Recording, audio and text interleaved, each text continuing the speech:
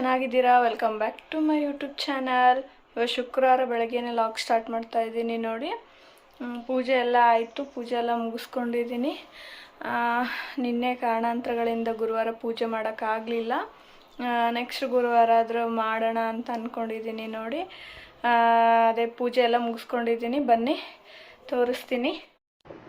ಬೆಳಗ್ಗೆನೇ ಎದ್ದು ಪೂಜೆ ಮಾಡ್ತಿದ್ದೀನಿ ನೋಡಿ. ಇವತ್ತು ಶುಕ್ರವಾರ ಆಗಿರೋದ್ರಿಂದ 4 ಡೇಸಿಂದನೂ ಪೂಜೆ ಮಾಡೋಕ್ಕಾಗಿರಲಿಲ್ಲ ನನಗೆ. ಹಂಗಾಗಿ ಇವತ್ತು ಬೆಳಗ್ಗೆನೇ ಎದ್ಬಿಟ್ಟು ನೀಟಾಗಿ ಪೂಜೆ ಮಾಡ್ತಿದ್ದೀನಿ ನೋಡಿ.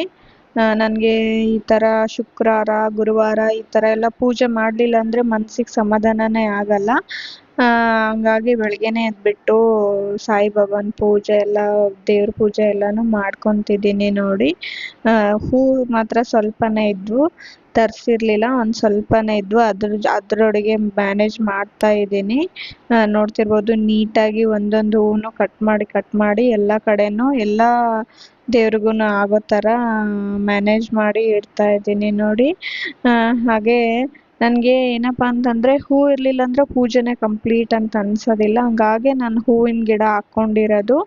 ಇನ್ನೂ ಸ್ವಲ್ಪ ಜಾಸ್ತಿ ತಂದು ಹಾಕ್ತೀನಿ. ಇವಾಗ ಸಮ್ಮರ್ ಎಲ್ಲ ಕಳೀಲಿ, ಒಂದು ಸ್ವಲ್ಪ ನನಗೂ ಕೆಲಸಗಳಿದ್ದಾವೆ, ಅವನ್ನೆಲ್ಲ ಮುಗಿಸ್ಲಿ, ನಾನು ಕೂಡ ಹಾಕ್ತೀನಿ ನೋಡಿ. ಹೂಗಳನ್ನೆಲ್ಲನೂ ಒಂದು ಸ್ವಲ್ಪ ಕುಂಡಲದಲ್ಲೇ ಹಾಕೋಣ ಅಂತ ಅಂದ್ಕೊಂಡಿದ್ದೀನಿ. ಎಲ್ಲ ಪೂಜೆ ಆಯಿತು ನೋಡಿ. ಸನಿ ಕೂಡ ಇನ್ನೂ ಮಲ್ಕೊಂಡಿದ್ದ.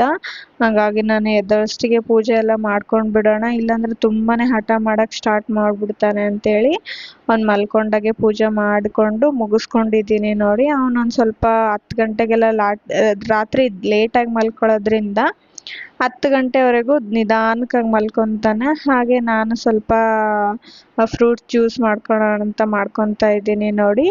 ನಾನು ಡಯಟ್ ಏನು ಮಾಡ್ತಾ ಇಲ್ಲ. ಬೆಳಗಿನ ಜಾವ ಊಟ ಮಾತ್ರ ನಾನು ಸ್ಕಿಪ್ ಮಾಡಿದ್ದೀನಿ, ಟಿಫಿನ್ ಎಲ್ಲ ಮಾಡಿಲ್ಲ. ಯಾವಾಗಾದರೂ ಒಂದ್ಸಲ ಮಾಡ್ಕೊತಿರ್ತೀನಿ, ಒಂದೊಂದು ಸತಿ ಮಾಡೋದಿಲ್ಲ. ರೇರ್, ವಾರದಲ್ಲಿ 1 ಟೈಮ್ ತಿನ್ನೋದೇ ನಾನು ಜಾಸ್ತಿ ಅಂತ ಹೇಳ್ಬೋದು ನೋಡಿ. ನಾನು ಡೈರೆಕ್ಟಾಗಿ 1 ಗಂಟೆಗೆ ಊಟ ಮಾಡ್ತಿದ್ದೀನಿ ಇತ್ತೀಚೆಗೆ. ನಾರ್ಮಲಾಗಿ ಬಾಳೆಹಣ್ಣು ಆ್ಯಂಡ್ ಸೇಬು, ಒಂದು ಬಾದಾಮಿ ತೊಗೊಂಡಿದ್ದೀನಿ ನೋಡಿ, ಒಂದು 4-5 ಬಾದಾಮಿ. ಅದಕ್ಕೆ ಸ್ವಲ್ಪ ಹಾಲು, ನೀವು ಹಾಲು ಬೇಡ ಅಂದ್ರೂ ನೀರು ಹಾಕ್ಕೋಬೋದು. ನಾನಿಲ್ಲಿ ಹಾಲು ನೀರು ಎರಡೂ ಮಿಕ್ಸ್ ಮಾಡ್ಕೊಂಡಿದ್ದೀನಿ ನೋಡಿ. ನಾನಿಲ್ಲಿ ಯಾವುದೇ ರೀತಿ ಶುಗರ್ ಮಿಕ್ಸ್ ಮಾಡ್ತಾ ಇಲ್ಲ, ಜೇನುತುಪ್ಪ ಆ್ಯಡ್ ಮಾಡ್ಕೊತಾ ಇದ್ದೀನಿ. ನಾನು ಇದನ್ನು ಯಾವಾಗಲೂ ತೋರಿಸ್ತಿರ್ತೀನಿ ನಿಮಗೆ. ಬರೀ ಬನಾನಾ ಜ್ಯೂಸ್ ಮಾಡೋದು ತೋರಿಸಿದ್ದೆ ನಾನು. ಆ್ಯಪಲ್ಲು ಬನಾನಾ, ಇವತ್ತು ಆ್ಯಪಲ್ ವಿತ್ ಬನಾನಾ ಜ್ಯೂಸ್ ಮಾಡ್ಕೊತಾ ಇದ್ದೀನಿ ನೋಡಿ. ನೀವು ಜೇನುತುಪ್ಪ ಸೇರಿಸೋದ್ರಿಂದ ಸ್ವೀಟ್ಗೆ ಸಕ್ಕರೆ ಹಾಕೋ ನೆಸಸರಿನೇ ಇರಲ್ಲ, ತುಂಬಾ ಚೆನ್ನಾಗಿ ಟೇಸ್ಟ್ ಬರುತ್ತೆ ಅಂತಲೇ ಹೇಳ್ಬೋದು. ನೀವು ಸಕ್ಕರೆಗಿಂತ ಜೇನುತುಪ್ಪ ಹಾಕೊಂಡ್ಮೇಲೆ ತುಂಬಾ ಟೇಸ್ಟ್ ಬರುತ್ತೆ ಅಂತಲೇ ಹೇಳ್ಬೋದು ನೋಡಿ. ಇವಾಗ ಫುಲ್ ಕಂಪ್ಲೀಟಾಗಿ ಜ್ಯೂಸ್ ರೆಡಿಯಾಗಿ ಹೋಗಿದೆ. ನಾವು ಡಯಟ್ ಮಾಡೋ ಅವಶ್ಯಕತೆ ಏನಿಲ್ಲ, ಹೆಲ್ದಿ ಫುಡ್ ತಿಂದ್ರೇ ಕರೆಕ್ಟಾಗಿ ಹೋಗುತ್ತೆ ಅನ್ಕೋಬೋದು. ನಾನು ಆಲ್ರೆಡಿ ಇವಾಗ 2 kg ಡೌನ್ ಆಗಿದ್ದೀನಿ. ನನಗೆ ತುಂಬಾ ಫುಲ್ ಶಾಕ್ ಆಗ್ತಾ ಇದೆ. 2 kg ಇಳಿದ್ಬಿಟ್ಟಿದ್ದೀನಿ. 60 ಏನೋ ಇದ್ದೆ, 58 ಆಗಿದ್ದೀನಿ ಇವಾಗ. ನೋಡ್ತಿರ್ಬೋದು.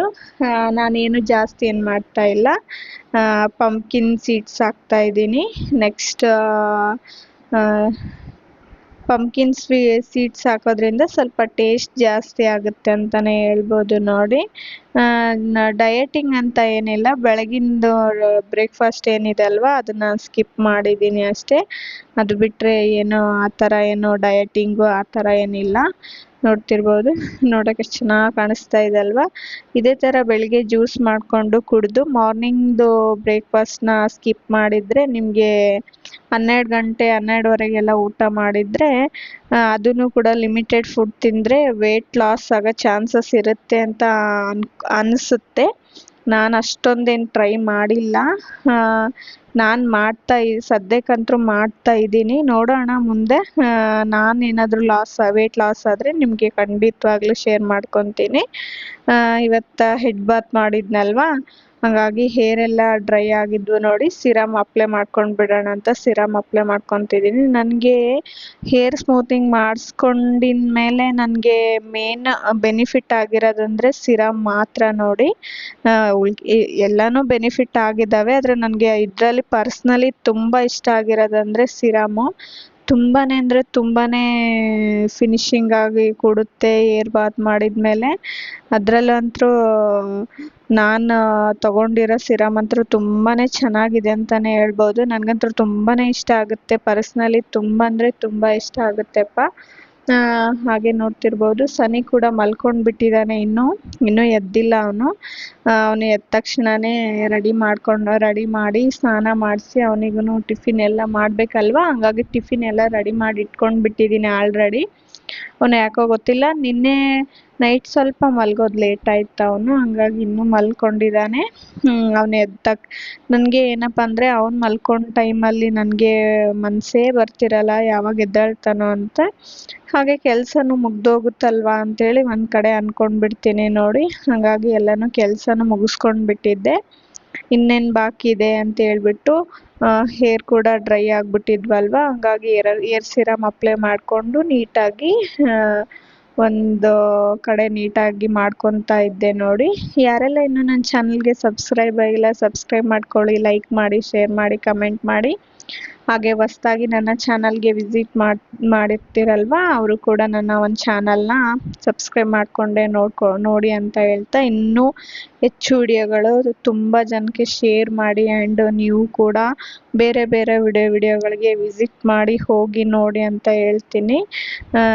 ಚೆನ್ನಾಗಿ ಏರ್ ಬಾತ್ ಮಾಡಿರೋದ್ರಿಂದ ಸ್ವಲ್ಪ ಲೈಟಾಗಿ ನನಗೆ ಏನಪ್ಪ ಅಂತಂದರೆ, ಹೇರ್ ಬಾತ್ ಮಾಡಿದ ದಿನ ಸ್ವಲ್ಪ ಲೈಟಾಗಿ ನನಗೆ ಹೆಡ್ಡೇಕ್ ಆಗೋಕ್ಕೆ ಸ್ಟಾರ್ಟ್ ಆಗುತ್ತೆ ನೋಡ್ತಿರ್ಬೋದು. ಅದಕ್ಕೆ ಸ್ವಲ್ಪ ಹೊತ್ತು ಜಾಸ್ತಿ ಹೊತ್ತು ನಿಂತ್ಕೊಂಡು ಸ್ವಲ್ಪ ತಲೆನ ಮಸಾಜ್ ಮಾಡ್ಕೊತಾ ಇದ್ದೆ. ನನಗೇನೋ ಗೊತ್ತಿಲ್ಲ, ಅದರಲ್ಲಿ ಬೇರೆ ಹೆಡ್ ಬಾತ್ ಬಿಸಿ ನೀರಿನಲ್ಲಿ ಮಾಡಬಾರ್ದು, ಮೀಡಿಯಮ್ ನೀರಲ್ಲಿ ಕೂಡ ಮಾಡಬೇಕು. ನನಗೆ ಸ್ವಲ್ಪ ಹೆಡ್ಡೇಕ್ ಸ್ಟಾರ್ಟ್ ಆಗಿಬಿಡುತ್ತೆ. ಮತ್ತು ಸಾಯಂಕಾಲದಿಂದ ಕಂಟಿನ್ಯೂ ಮಾಡ್ತಾ ಇದ್ದೀನಿ ನೋಡಿ ನಾನು. ನಮ್ಮ ಹಸ್ಬೆಂಡ್ ಕೂಡ ಶಾಪಿಂದ ಬಂದಿದ್ದರು. ಬಂದ ತಕ್ಷಣವೇ ಸನಿ ಅಪ್ಪಾಯ ಅಂತ ಇದ್ದ, ಹಾಗಾಗಿ ಅಪ್ಪಾಯ ತಿನ್ನಿಸ್ತಾಯಿದ್ರು. ನಮ್ಮ ತೋಟದಲ್ಲಿರೋ ಪಪ್ಪಾಯನೇ ಇದು, ನಾವು ಕೂಡ ತೋಟದಲ್ಲಿ ಪಪ್ಪಾಯ ಬೆಳೆದಿದ್ದೀವಿ. ಆ್ಯಂಡ್ ಸನಿಗೂ ಕೂಡ ಮುಂದಿನ ಜೂನಲ್ಲಿ ಸ್ಕೂಲ್ಗೆ ಅಡ್ಮಿಷನ್ ಮಾಡ್ಬೇಕು ಅಂದ್ಕೊಂಡಿದ್ದೀವಿ.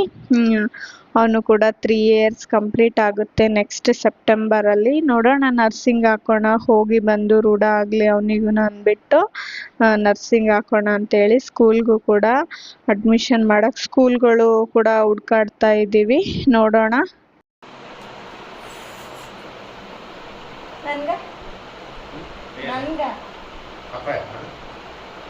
ಪಪ್ಪಾಯ ಬೇಕು ನನಗೆ, ಅಪ್ಪಾಯ ಬೇಡ.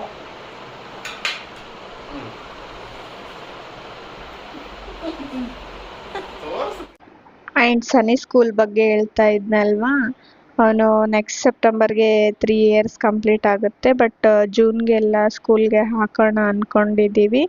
ಇವಾಗ ಹಾಕಿದರೆ ಅಲ್ಲಿಗೆ ಬರುತ್ತೆ ಅಂದ್ಬಿಟ್ಟು, ಅದಕ್ಕೆ ಸ್ಕೂಲೆಲ್ಲ ಇನ್ನೂ ನೋಡಿಲ್ಲ, ನೋಡಬೇಕು. ನಮ್ಮೂರಲ್ಲಿ ಒಂದು ಕೆಲಸ ಇದೆ, ಅಂದರೆ ಒಂದು ವೀಕ್ ಏನೋ ಆಗುತ್ತೆ, ಅದಾದಮೇಲೆ ಸ್ಕೂಲ್ ನೋಡೋಕ್ಕೆ ಟ್ರೈ ಮಾಡೋಣ ಅಂತೇಳಿ ಅಂದ್ಕೊಂಡಿದ್ದೀವಿ ನೋಡಿ. ಹಾಗೆ ರಾತ್ರಿ ಊಟಕ್ಕೆ ಟೊಮೊಟೊ ಚಟ್ನಿ ಮಾಡ್ತಾ ಇದ್ದೀನಿ ನೋಡಿ. ತುಂಬ ಟೊಮೊಟೊ ಮಿಕ್ಕಿದಾಗ ಲಾಸ್ಟ್ ಇನ್ನೊಂದು 2 ಡೇಸ್ ಇಟ್ಟರೆ ಇವು ಇರೋದಿಲ್ಲ ಅನ್ನುವಾಗ ಈ ಚಟ್ನಿನ ಮಾಡ್ಕೊಂಡು ತಿಂದರೆ ತುಂಬಾ ಚೆನ್ನಾಗಿರುತ್ತೆ. ಆ್ಯಂಡ್ ಟೊಮೊಟೊ ಕೂಡ ವೇಸ್ಟ್ ಆಗಲ್ಲ ಅಂತ ಹೇಳ್ಬೋದು. ನಾನು ಕೂಡ ಟೊಮೊಟೊ ತಂದು ತುಂಬಾ ಒಂದು ವೀಕೇ ಆಗ್ತಾ ಬರ್ತಿತ್ತು. ಇನ್ನೇನು ನೀವು ಇಟ್ಟರೆ ಮತ್ತೆ ಹಾಗೆ ಇದಾಗೋಗುತ್ತೆ ಅಂದ್ಬಿಟ್ಟು ಟೊಮೊಟೊನ ಈ ಥರ ನೀರಲ್ಲಿ ಹಾಕಿ ಒಂದು 7-8 ಬ್ಯಾಡಗಿ ಮೆಣಸಿನ್ಕಾಯಿ ಹಾಕಿ ಚೆನ್ನಾಗಿ ಒಂದು 15 ಮಿನಿಟ್ಸ್ ಎಲ್ಲ ಬಿಟ್ಬಿಟ್ಟು ಕುದಿಸ್ಕೊತಿದ್ದೀನಿ ನೋಡಿ.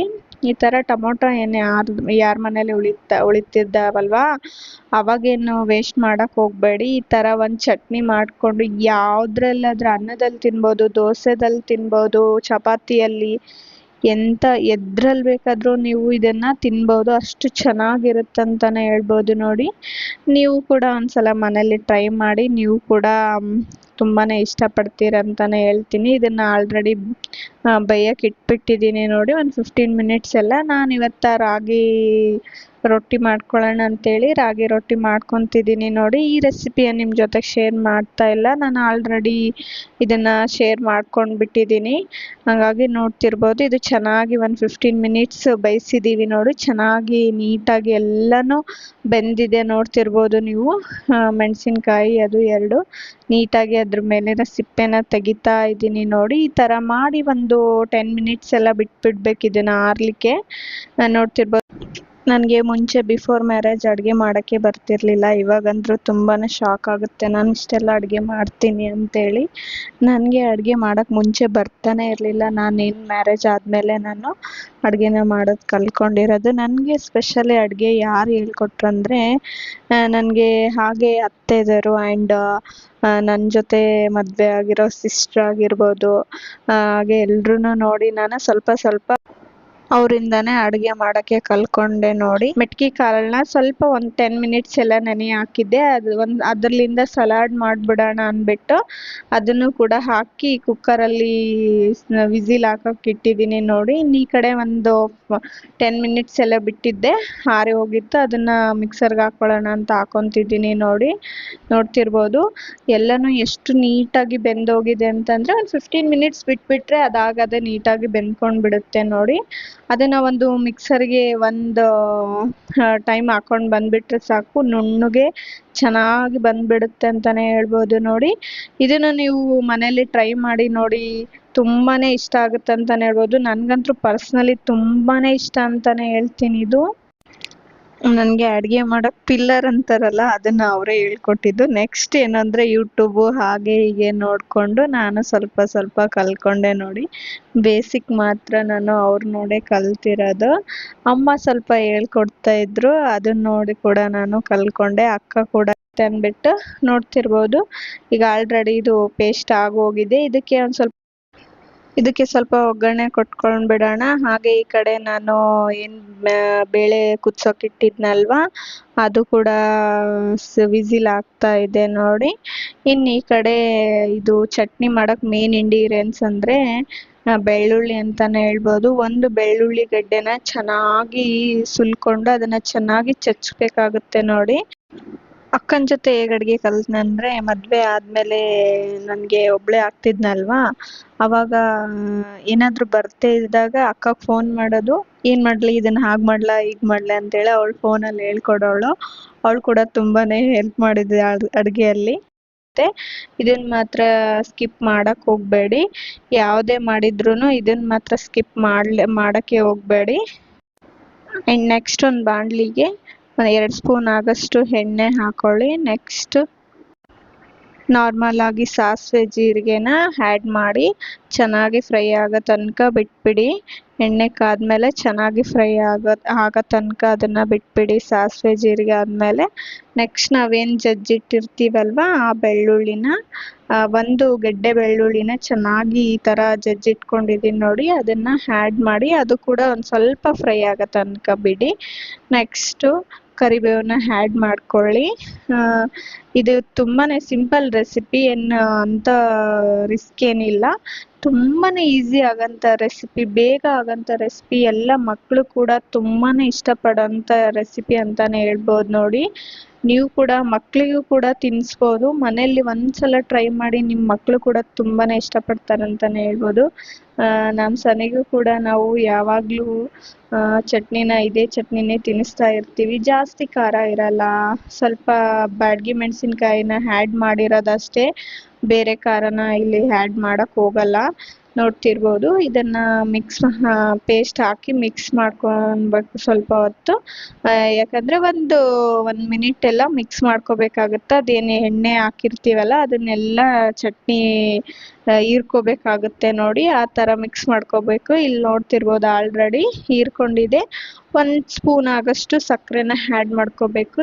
ಸಕ್ಕರೆ ಆ್ಯಡ್ ಮಾಡ್ಕೊಳ್ಳೋದ್ಕಿಂತ ಬೆಲ್ಲ ಆ್ಯಡ್ ಮಾಡಿಕೊಂಡ್ರೆ ತುಂಬಾ ಒಳ್ಳೇದಂತಲೇ ಹೇಳ್ಬೋದು. ಹೆಲ್ತಿಗೆ ಸಕ್ಕರೆ ಒಳ್ಳೇದಲ್ಲ, ಬಟ್ ನನ್ನ ಹತ್ರ ಇರಲಿಲ್ಲ, ಬೆಲ್ಲ ಖಾಲಿ ಆಗೋಗಿತ್ತು ಅನ್ನೋ ರೀಸನ್ಗೆ ನಾನು ಸಕ್ಕರೆ ಆ್ಯಡ್ ಮಾಡ್ಕೊತಾ ಇದ್ದೆ. ರುಚಿಗೆ ತಕ್ಕಷ್ಟು ಉಪ್ಪು ಕೂಡ ಹಾಕೊಳ್ಳಿ. ಇಷ್ಟು ಹಾಕೊಂಡ್ರೆ ಆಗೋಯ್ತು ನೋಡಿ ಚಟ್ನಿ. ತುಂಬಾನೇ ಚೆನ್ನಾಗಿರುತ್ತೆ. ಮೇಲೆ ಬೇಕಾದ್ರೆ ನೀವು ಕೊತ್ತಂಬರಿ ಕೂಡ ಆ್ಯಡ್ ಮಾಡ್ಕೋಬಹುದು.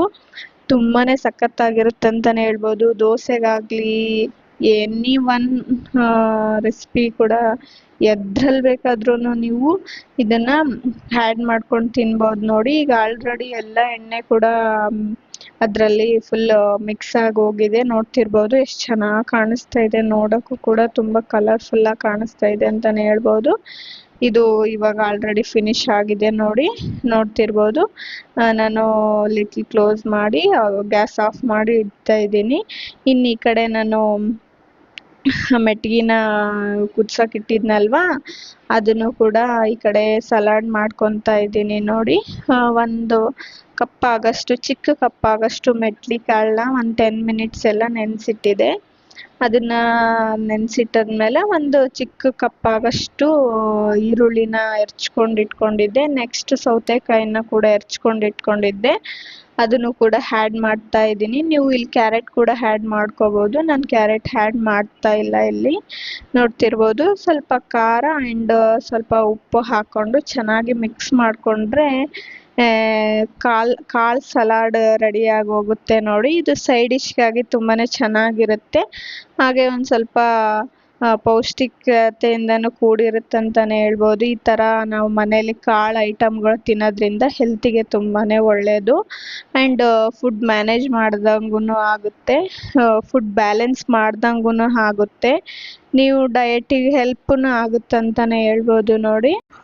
ಅಡುಗೆ ಮಾಡೋಕ್ಕೆ ಬಂದಮೇಲೆ ಅದೇನು ಅಷ್ಟೊಂದು ದೊಡ್ಡ ಮ್ಯಾಟ್ರ್ ಆಗಲ್ಲ. ಅಡುಗೆ ಮಾಡೋದುವರೆಗೂ ತುಂಬಾ ಕಷ್ಟ ಅಡುಗೆ ಮಾಡೋದಂತ ನಾವೇ ಅಂದ್ಕೊಂಡಿರ್ತೀವಿ ನೋಡಿ. ನನಗೆ ಆಮೇಲಂತೂ ತುಂಬಾ ಈಸಿ ಆಯ್ತು ಅಂತಲೇ ಹೇಳ್ಬೋದು ಅಡುಗೆ. ಬನ್ನಿ ಏನೇನು ಅಡುಗೆ ಮಾಡಿದ್ದೀನಿ ತೋರಿಸ್ತೀನಿ ಬಾ. ಇದು ಸಲಾಡ್ ಮಾಡಿದ್ದೀನಿ ಹೆಸರುಬೇಳೆ ಮೆಟ್ಗಿಲಿಂದ. ಇದು ಟೊಮೊಟೊ ಚಟ್ನಿ ನೋಡಿ. ಆ್ಯಂಡ್ ಇದೆಲ್ಲ ನಿಮ್ಗೆ ರೆಸಿಪಿ ತೋರಿಸಿದ್ದೀನಿ. ರಾಗಿ ರೊಟ್ಟಿ ಮಾಡಿರೋದು ರೆಸಿಪಿ ತೋರಿಸಿಲ್ಲ, ಯಾಕಂದ್ರೆ ರೆಸಿಪಿ ಮಾಡಿದ್ನಲ್ವಾ ಹಂಗಾಗಿ ತೋರಿಸಿಲ್ಲ. ಇದನ್ನು ಮಾಡಿದ್ದೀನಿ. ಈಗ ಪ್ಲೇಟಿಗೆ ಸಾರಿ ಮಾತಾಡಿದ್ದೀನಿ, ಬಟ್ ವಾಯ್ಸ್ ಓವರ್ ಕೊಡಬೇಕಾಯ್ತು. ಸನ್ನಿ ಟಿವಿ ಆನ್ ಇತ್ತಲ್ವಾ, ಮತ್ತೆ ಕಾಪಿ ರೈಟಿಂಗ್ ಏನು ಬರಬಾರ್ದು ಅಂದ್ಬಿಟ್ಟು ವಾಯ್ಸ್ ಓವರ್ ಕೊಡ್ತಾ ಇದ್ದೀನಿ ನೋಡಿ. ಇಲ್ಲಿ ನಮ್ಮ ಮನೆಯವ್ರಿಗೋಸ್ಕರ ಸರ್ವ್ ಮಾಡ್ತಾ ಇದ್ದೀನಿ. ಸನ್ನಿಗಂತ ಒಂದು ಪುಟ್ಟ ರಾಗಿ ರೊಟ್ಟಿನ ಮಾಡಿದೆ. ನೋಡೋಣ, ತಿನ್ಸಕ್ಕೆ ಟ್ರೈ ಮಾಡೋಣ ಇನ್ನು ಮುಂದಾದ್ರೂ. ಇವಾಗ ಸ್ವಲ್ಪ ದೊಡ್ಡವನಾಗ್ತಾ ಬಂದಿದ್ದಾನಲ್ವಾ ಅಂದ್ಬಿಟ್ಟು ಅವನು ಕೂಡ ತುಂಬ ಖುಷಿಯಿಂದನೇ ತಿಂದ ಅಂತಲೇ ಹೇಳ್ಬೋದು. ಅವನಿಗೆ ಈ ಥರ ಎಲ್ಲನೂ ದೋಸೆ ಅಂತ ಈ ಥರ ಬಂದರೆ ಎಲ್ಲನೂ ತಿಂದ್ಬಿಡ್ತಾನೆ ಅವನು. ಅವನಿಗೆ ಈ ಥರ ರೊಟ್ಟಿ ಅಂತೇನು ಹೇಳಲಿಕ್ಕೆ ಹೋಗಲಿಲ್ಲ. ದೋಸೆ ಪುಟ್ಟ ತಿನ್ನು ಅಂತೇಳಿ ಹೇಳಿದ್ವಿ, ಅವನು ತಿಂದ, ತುಂಬ ಖುಷಿಯಿಂದನೇ ತಿಂದ. ನಾನು ಅದೇ ಹೇಳ್ತಾ ಇದ್ದೀನಿ, ರಾಗಿ ರೊಟ್ಟಿನ ಮಾಡಿದ್ದು ನಿಮಗೆ ರೆಸಿಪಿ ಶೇರ್ ಮಾಡಿಲ್ಲ ನಾನು, ಯಾಕಂದರೆ ಮುಂಚೆನೇ ಮಾಡಿದ್ನಲ್ವ ಅಂದ್ಬಿಟ್ಟು ಹೇಳ್ತಾ ಇದ್ದೆ ನೋಡಿ. ವಾಯ್ಸ್ ಓವರ್ ನಾನು ಮ್ಯೂಟ್ ಮಾಡಬೇಕಾಯ್ತು. ನೋಡ್ತಿರ್ಬೋದು ಫೈನಲ್ ಆಗಿ ಈ ಥರ ಆಗಿದೆ. ನೋಡ್ತಿರ್ಬೋದು ಇಲ್ಲಿ ನಾವು ಕೂಡ ಟೇಸ್ಟ್ ಮಾಡ್ತಾ ಇದ್ದೀವಿ. ತುಂಬಾ ಚೆನ್ನಾಗಾಗಿತ್ತು ಅಂತಲೇ ಹೇಳ್ಬೋದು. ನಮ್ಮ ಹಸ್ಬೆಂಡಿಗೆ ಸ್ಪೆಷಲಿ ತುಂಬಾ ಇಷ್ಟ ಆಯಿತು. ಸನಿ ಕೂಡ ರಾಗಿ ರೊಟ್ಟಿನ ತುಂಬ ಖುಷಿಯಿಂದನೇ ತಿಂತಾ ಇದ್ದಾನೆ. ಐ ಹೋಪ್ ಈ ವಿಡಿಯೋ ನಿಮಗೆ ಇಷ್ಟ ಆಗಿರುತ್ತೆ ಅಂದ್ಕೊಂಡಿದ್ದೀನಿ.